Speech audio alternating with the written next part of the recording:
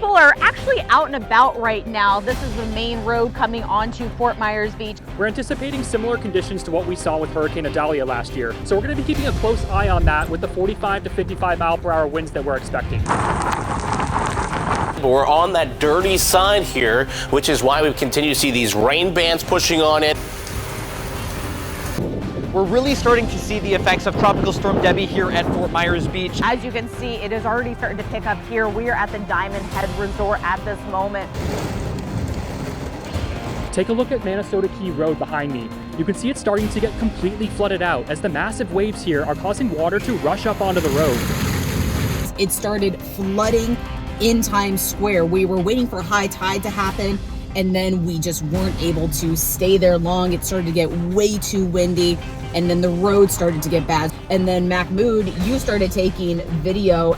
It is 1:15 right now, and we are trying to leave Fort Myers Beach, but as you can see, the roads are almost completely inundated with water. Almost got stuck in a couple of these really deep areas. We saw cars stopping before some of these dips in the road. You haven't seen anything like this before. You haven't experienced a storm.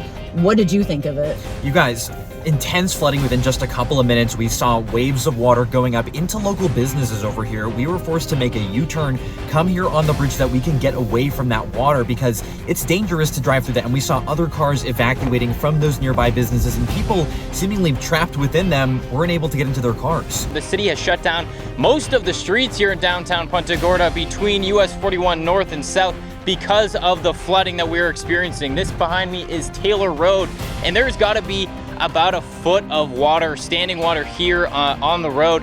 We'll see how he does this, but we've seen a couple turning around. He looks like he's gonna try and see what happens. We have another truck coming this way I'll step out of the way for. But this is a dangerous area to be trying to do this, so officials are saying to stay away from this area if possible. Don't come try to drive through this right now. Wait till it recedes back to where it came from. Take a look. They let me borrow their oar, and this is their first dock that they have. Usually you can see it, but look how deep this is. Probably about, what do you say, 24 inches, give or take, Gabriel? About 24 inches. We're standing here at Banyan Boulevard and Gulf Shore Boulevard North, where as you can see, the water in this intersection is about at my knees. We do still have those flood warnings actively in effect here for coastal Collier County. This is a spot where we picked up anywhere from 5 to 7 inches in the rain gauge. The big thing we're experiencing, I'm sure you can hear it and tell, is the wind.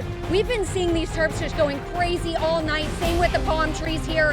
Sunday evening, there is standing water still here at the intersection of Park Ave and First Street. We're live at the base of the Edison Bridge near downtown Fort Myers, which is still closed off. Downtown Punta Gorda is still feeling the effects of Hurricane Debby a day later. I've been standing out here for hours this Monday morning, watching cars pull up to the water, deciding, do I go around or do I go through it? I'm off at Chiquita and Trafalgar, where you can see as of this morning, this area was still underwater and the lights are out. Debby is still causing these huge surge waves to flood some areas of the community and close roads. It was nonstop rain and the waves were huge. You wouldn't dare go out there. I'm Fox 4's Mahmoud Bennett, and I was out here on Sunday when we almost got trapped on the island. Today, I've returned to this street where several residents tell me inches of water ended up in their home.